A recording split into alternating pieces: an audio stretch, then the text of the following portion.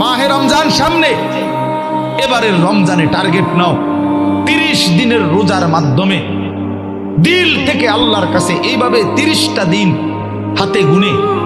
তুমি আল্লাহর সাথে ওয়াদাবদ্ধ হও যে আল্লাহ 30 দিন আমি রোজা রাখবো, এবং যৌন চাহিদা, লজ্জাস্থানের চাহিদা, অশ্লীলতা, বেহায়াপনা, নর্তকী, নাচ গান, উলঙ্গ ছবি দেখা, নারীকে নিয়ে চিন্তা ভাবনা, মেয়েকে নিয়ে অশ্লীল চিন্তা ভাবনা, অবৈধ কোনো প্রেম সম্পর্ক, হারাম কোনো রিলেশন, এই সব ত্যাগ করে বন্ধু 30টা দিন মনোযোগ দিয়া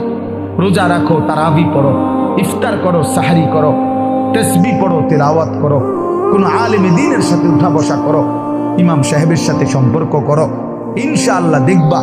আল্লাহ চাহে তো 30 দিনের মাথায় আল্লাহ বলেন লাআল্লাকুম তাত্তাকুন, আমি আল্লাহ ওয়াদা দিলাম মোমেন তোকে মুত্তাকি বানিয়ে দেব।